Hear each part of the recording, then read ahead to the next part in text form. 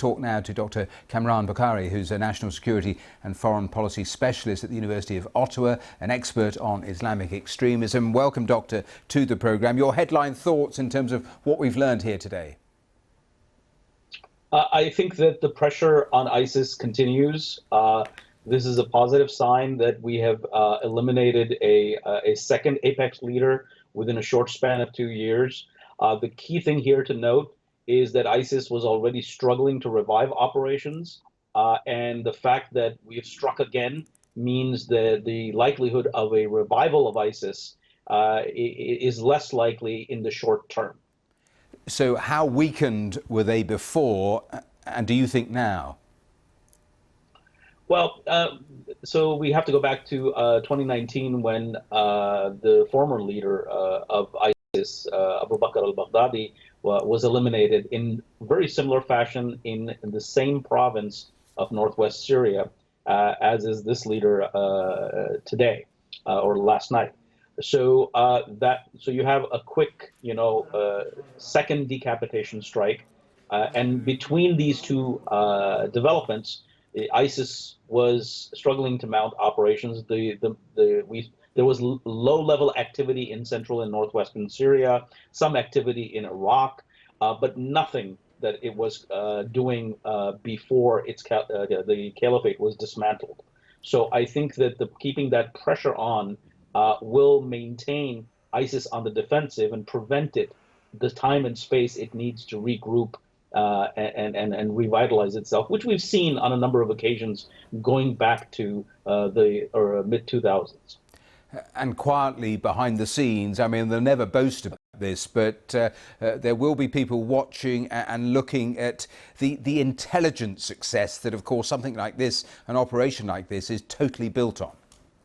Absolutely. I mean, it is critical to appreciate that we've gotten better on intelligence on ISIS, which is why we've gotten a second apex leader in such a short period of time, and while the group is still down.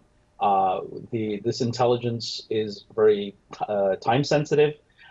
It can easily be no longer useful if not acted upon in a swift manner. And I think that the Department of Defense and our security forces did their job very well to act on the intelligence, because this intelligence can quickly go stale. These leaders and high-value targets keep moving, and there are all sorts of factors that go into the making of such an operation, and everything has to be just right.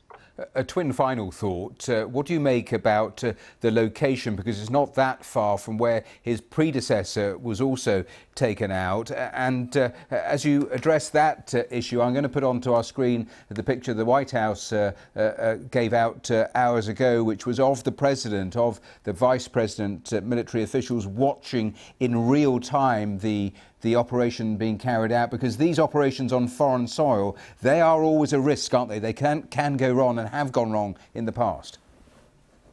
Yes, of course. I mean, there's always the risk, but the risks are calculated, and when the decision is made, the cost and benefit analysis has a high chance of success. We can't guarantee it, but the chances and the likelihood is high. As far as the location is concerned, bear in mind what is now emerging, at least in social media, is that the facility that was where this individual was hiding, the leader of ISIS, was not far from forces of a rival jihadist group called HTS. Turkish police and military forces were also not too far. So in some sense, we're getting a better idea of the kind of enabling environment in which these high-value targets position themselves and hide themselves. In many ways, they're hiding in plain sight. But of course, for those who are on the ground, but for countries like the United States and its allies and partners, there's a lot of intelligence work that needs to be done, which was done and acted upon in a very timely manner. Dr. Bokhari, you have to leave it there, but thanks so much for your time. Thank you.